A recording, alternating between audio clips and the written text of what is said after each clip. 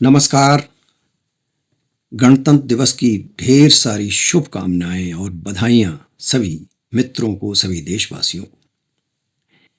ये जो राष्ट्रीय पर्व होते हैं, इनके पीछे बलिदानियों की एक बहुत लंबी कतार होती है, एक भूमिका उनकी रही होती है, जिनमें से कुछ को तो हम चिन्हित कर लेते हैं, लेकिन कुछ ऐसे होते हैं जिन्हें जान ही नहीं पाते, क्योंकि ये जो देश के लिए मर मिटने का जो जिनमें मादा होता है, जो देश के लिए बलिदान हो जाते हैं, उन्हें ये परवाह नहीं होती, उन्हें ये चिंता नहीं होती और ये उन्हें पसंद भी नहीं होता कि उनकी प्रशंसा में गीत गाए जाए, उनका नाम लिया जाए। इसकी वो अपेक्षा भी नहीं रखते। लेकिन बहुत सारे ऐसे लोग हैं जिनको जिनके बलिदान को यानी हम जानते हैं, जिनके बारे में जानकारी हो जाती है। तमाम ऐसे हैं जिनके बारे में जानकारी नहीं हो पाती।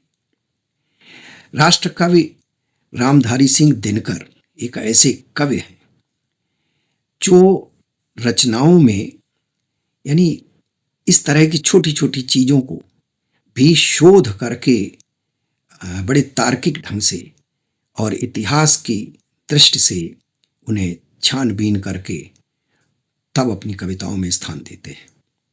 इसीलिए वो बड़े कवि हैं। उनकी कविताओं में छंद और लय तो ये तो सब होते ही हैं, उनके जो कथ्य हैं वो बहुत महत्वपूर्ण होते हैं। तो आज हम दिनकर जी की दो कविताओं को यहाँ पढ़ना चाहेंगे। उनकी एक कविता है प्रणति शीर्षक से, और इस कविता में उन्होंने उन सभी को याद किया है अपनी लेखनी के माध्यम से कि जो देश के लिए बलिवेदी पर चढ़ गए। वो ये भी कहते हैं कि इतिहास में जो कुछ कलमबद्ध किया जाता है, लिपिबद्ध किया जाता है, जो लिखा जाता है, वह आवश्यक नहीं कि सब कुछ सच ही हो। इतिहास में बहुत सारी चीज़ें जो सच होती हैं वो छूट जाती हैं, लेकिन उनका उससे महत्व कम नहीं होता, बलिदान कम नहीं हो जाता। इस कविता में उन्होंने उन्हीं सबको याद किया है। तो आज प्रस्तुत करते हैं हम इस अवसर पर वह कविता। कलम आज उनकी जय बोल, जला अस्थियां बारी बारी, छिटकाई जिसने चिनगारी, छिटकाई जिनने चिनगारी, जो चढ़ गए पुण्य वेदी पर, लिए बिना गर्दन का मोल। कलम आज उनकी जय बोल, कलम आज उनकी जय बोल। जो अगणित लघुदीप हमारे, तूफानों में एक किनारे, जल जल कर बुझ गए, किसी दिन मांगा नहीं स्नेह मुंह खोल। कलम आज उनकी जय बोल, कलम आज उनकी जय बोल। पीकर जिनकी लाल शिखाएं, उगल रही लू लपट दिशाएं, जिनके सिंहनाद से सहमी, धरती रही अभी तक डोल। कलम आज उनकी जय बोल, कलम आज उनकी जय बोल। अंधा चकाचौंध का मारा, क्या जाने इतिहास बिचारा। अंधा चकाचौंध का मारा, क्या जाने इतिहास बेचारा। साखी है उनकी महिमा के, सूर्य चंद्र भूगोल खगोल। कलम आज उनकी जय बोल, कलम आज उनकी जय बोल, कलम आज उनकी जय बोल। तो ये दिनकर जी ने उन सबको अपनी इस कविता में याद किया। और उनकी एक दूसरी कविता जो आज हम वह भी यहाँ प्रस्तुत करना चाहेंगे, वह है कि किसको नमन करूं। यानी उन्होंने जो देश की प्रकृति से लेकर के, पेड़ पौधों से लेकर के और सब कुछ उन्होंने सबको संबोधन किया है कि कलम आज उन सब की जय बोल। यानी अपनी लेखनी के लिए के माध्यम से उन्होंने इसमें किया है। तो कविता प्रस्तुत है, कलम किस किस की जय बोलेगी, ये आपने अभी सुनी।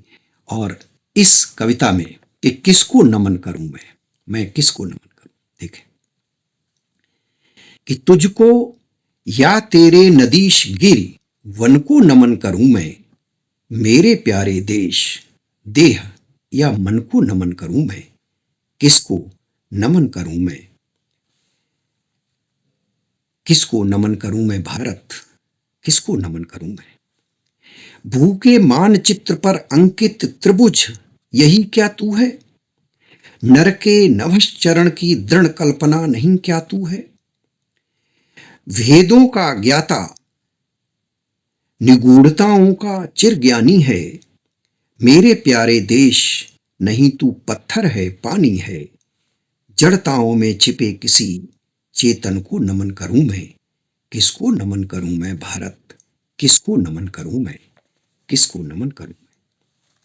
तू वह नर ने जिसे बहुत ऊंचा चढ़कर पाया था, तू वह जो संदेश भूमि को अंबर से आया था, तू वह जिसका ध्यान आज भी मन सुरभित करता है, थकी हुई आत्मा में उड़ने की उमंग भरता है।